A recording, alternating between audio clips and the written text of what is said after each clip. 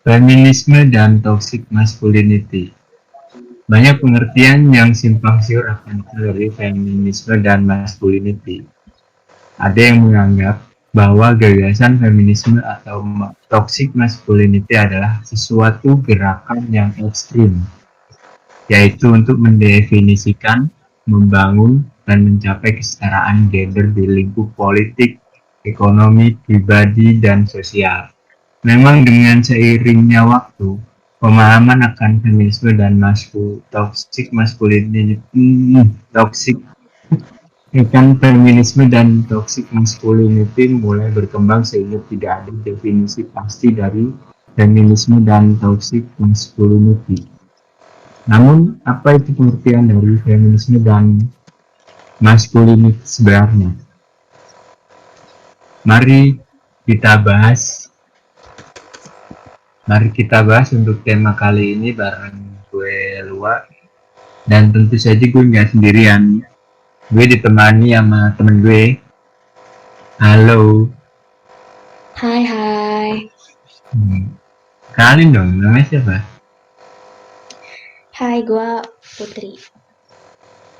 Oh, Putri. Putri ini apa? Termasuk orang yang mengerti banyak ya. Yang cukup tahu lah ya soal toxic masculinity dan feminisme ya.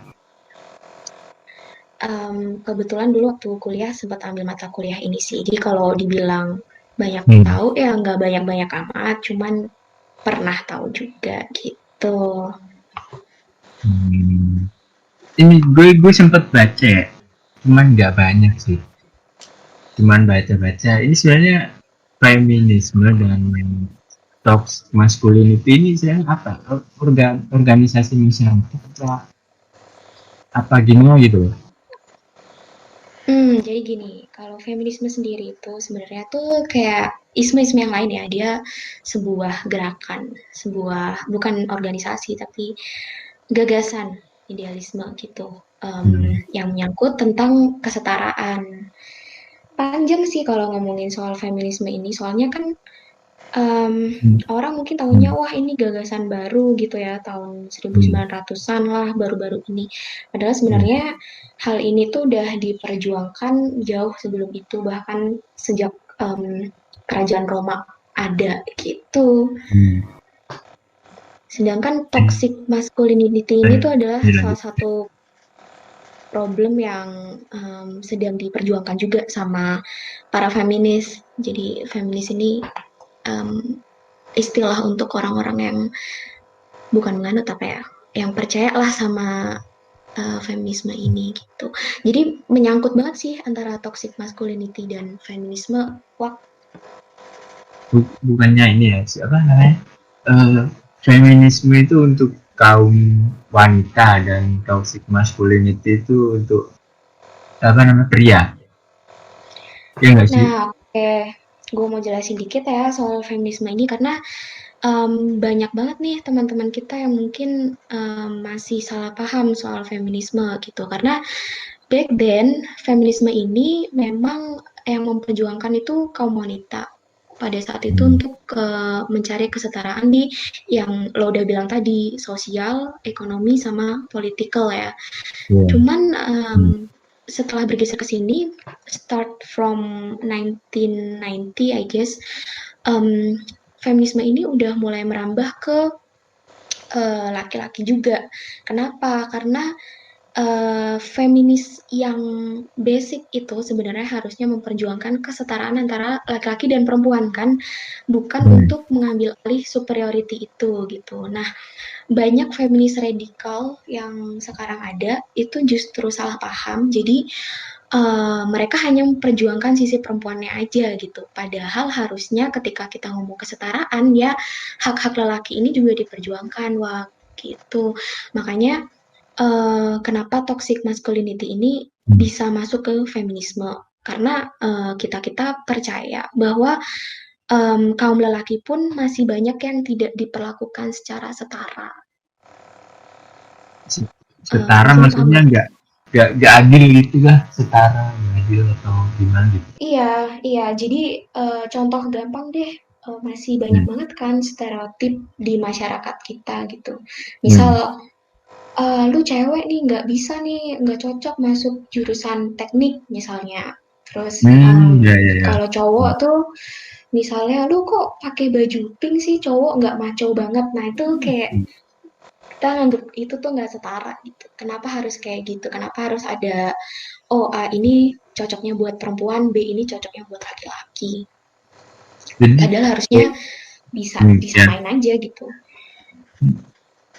Jadi mungkin kayak ada beberapa orang yang mungkin suka ngatur ya, suka ngatur mungkin cara berpenampilan atau mungkin nggak sesuai keinginan dari diri dia sendiri gitu mungkin ya kayak gitu mungkin. Yes, bener banget, bener banget. Hmm.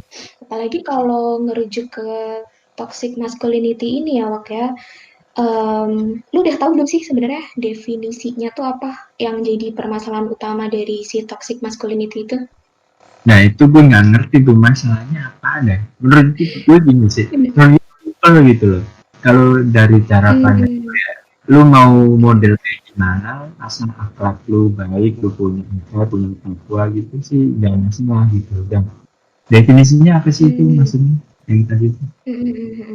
Jadi permasalahan dari si toxic masculinity itu adalah eh, banyak yang beranggapan bahwa lelaki itu nggak bisa mengekspresikan emosi mereka secara terbuka gitu, can express emotion openly. Kalau mereka tuh harus kelihatan kuat, tough sepanjang waktu gitu.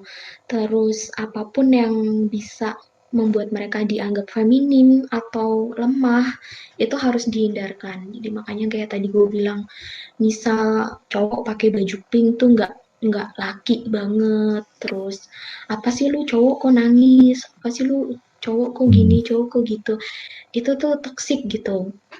Kayak memangnya kenapa, toh laki-laki itu kan juga manusia kan, kenapa dia Hmm. harus diberi Ya. stereotip Hmm. untuk lu nggak boleh A B C yang kesannya itu identik banget sama cewek.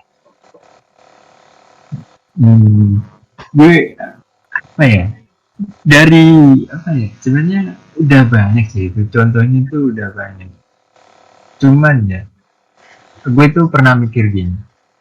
Mereka yang apa mungkin mengekspresikan dirinya emang kayak gitu kan mungkin dari lahir dia suka yang model kayak gitu kayak Mm-mm.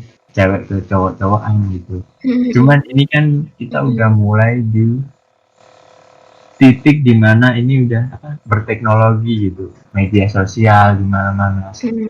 pasti rata-rata orang tuh ingin apa berkonten mengekspresikan dirinya untuk diperlihatkan ke Mm-mm. orang banyak gitu kan. Betul. Nah, cuman itu yang mereka timbul apa mereka yang mereka perbuat itu menimbulkan bulian gitu loh dari orang-orang itu dan Mm. mungkin juga apa ya lu pernah lihat mungkin kan kayak di apa media-media sosial di IG di apa TikTok tuh mulai ramai sekarang tuh Yes. di Facebook atau media lain tuh ada orang yang penampilan gitu tapi komen-komennya tuh seakan kan benar-benar menghakimi mereka gitu kayak benar-benar sampai ke tembus ke fisik ke apa namanya ke penampilan mereka bahkan sampai ke hal-hal yang mungkin di luar dari konten mereka gitu kayak apa namanya nyebut-nyebut ahlak atau apa namanya Iya. ras atau apa gitulah nah itu Agama lah dibawa-bawa ya. nah betul kayak gitu tuh nah itu Iya menurut sudut itu. untuk menurut tuh untuk apa nih untuk sebenarnya boleh nggak sih mereka berkonten kayak gitu menurut lu tuh. Nah, menarik banget nih, karena justru itulah sisi toksiknya yang gue bicarain tadi, Wak. Jadi, Hmm. masyarakat kita tuh kan ya, lu tahu sendiri lah, literasinya masih rendah banget. Dan em, mereka tuh masih terikat terikat erat sama sesuatu yang tradisional, yang Hmm. udah ada sebelum-sebelumnya. Jadi, hegemoni yang datang sekarang tuh nggak gampang diterima, walaupun sebenarnya udah openly widen banget ya, tapi masih banyak yang memegang norma-norma lama yang akhirnya sulit untuk menerima itu. Kalau lo tanya sebenarnya boleh nggak sih mereka berkonten seperti itu, ya nggak ada masalah gitu. Yang Iya, jadi PR adalah kuat nggak mereka untuk berkonten seperti itu supaya akhirnya hal-hal seperti itu bisa diterima di tengah masyarakat. Hal-hal seperti itu bisa menjadi sesuatu yang lumrah dan bisa bareng-bareng untuk mengubah mindset. Enggak loh, harusnya kayak gini tuh salah. Lo nggak boleh, kalau cara ngeritik tuh nggak boleh kayak gini. Lo nggak boleh melenceng ke sini gitu-gitu. Jadi justru konten-konten seperti ini tuh kata gue ya harus diperbanyak gitu. Jadi harus bisa, dibanyakin gitu di iya bener, buat uh, berkolaborasi. Karena kalau lu lihat ya, karena kalau membaca kan udah susah banget nih orang Indonesia ya, kayak apaan sih baca, capek ya banget, ya. nggak bakal sempat gitu. Nah, kata gua ketika ada konten seperti ini justru bisa jadi media yang baru untuk membuka cara pandang mereka, untuk memberi mereka pelajaran gitu, pelajaran dalam tanda petik ya, dalam konteks yang baik gitu, karena mereka lebih suka melihat konten daripada baca gitu sih. Kuat-kuatan aja sih konten kreatornya, mau nggak tetap bertahan di sini gitu. Tapi ini kontennya harus dalam hal yang positif kan ya. Betul, betul, betul. Nah, Dan soalnya ini um, ya ya, apa lanjut lanjut. jadi maksudnya sebenarnya kalau lebih bagusnya lagi ketika si konten kreator ini punya satu grup gitu ya untuk saling support, karena bisa aja kan ketika di tengah mereka mau memberi memberi apa sih pelajaran gitu, malah down kan ke depannya. Jadi ketika mereka berkolaborasi bareng-bareng bisa lebih baik lagi sih, apalagi isu-isu berat macam feminisme dan toxic masculinity ini wah gitu yang sekarang-sekarang baru naik lagi. Tapi apa ya? Itu sempat nggak, menurut dia tuh beritanya tuh kayak nggak terlalu viral gitu deh, buat kayak benar-benar apa ya, mungkin tertutup karena isu-isu banyak hal kali ya. Bener. Dan orang tuh rata-rata excuse-nya tuh sama ketika misal kita mau membicarakan itu ya. Mereka berdalih dengan, "Ah, gue nggak paham. Ah, apaan sih lu kalau ngomong berat banget deh, gue nggak ngerti." Jadi belum-belum udah ditolak di awal gitu. Jadi kenapa itu muncul tenggelam tuh gara-gara itu sih kata gue. Oh iya, apa ini nih, toxic masculinity sama feminisme ini apa juga termasuk dalam yang biasa sebut-sebut yang rame itu keadilan sosial bagi rakyat good looking gitu, apakah itu juga termasuk gitu? Bisa sih, bisa jadi, bisa jadi. Karena misal nih, misal kayak di TikTok nih kan baru rame banget cowok-cowok cakep gitu ya. Looknya keren, looknya maco banget menurut mereka. Ternyata ngondek. Terus kalau lo mau lihat komen-komennya tuh bilang, ih sayang banget ya, cakep-cakep ngondek. Semoga segera kembali ke jalan yang benar. Nah, yang kayak gitu-gitu tuh masih rame banget Wak sebenarnya. Jadi ketika ada satu konten kreator yang lain ya, sama-sama ngondeknya, dan dia nggak good looking, udah tuh caciannya makin-makin udah jelek, ngondek, kayak gitu. Jadi seakan-akan tuh ada exceptional untuk orang-orang yang good looking, kayak oke deh nggak apa-apa lu ngondek soalnya lu cakep gitu. Sedangkan di satu sisi yang jelek makin makin Makin masif. dihujat gitu kan, makin dijelek Benar, parah gitu mungkin benar, dijadinya. benar banget. Cuman lu pernah mikir nggak sih, sebenarnya sebenarnya orang yang apa, yang berkarya, orang yang berani menampilkan dirinya itu, misalnya menampilkan ini diri gue emang kayak gini gitu, lu pernah mikir gak apa isi kepalanya tuh gimana gitu, apakah dia itu dalam hal depresi tapi tersenyum, atau mungkin dia sok kuat atau gimana, lu tahu gak sih, pernah mengira-ngira? Waduh, berat juga ya kalau misalnya mau berasumsi Hmm. masalah mereka gitu. Cuman satu hal sih gue salut Hmm. sama bravery-nya mereka untuk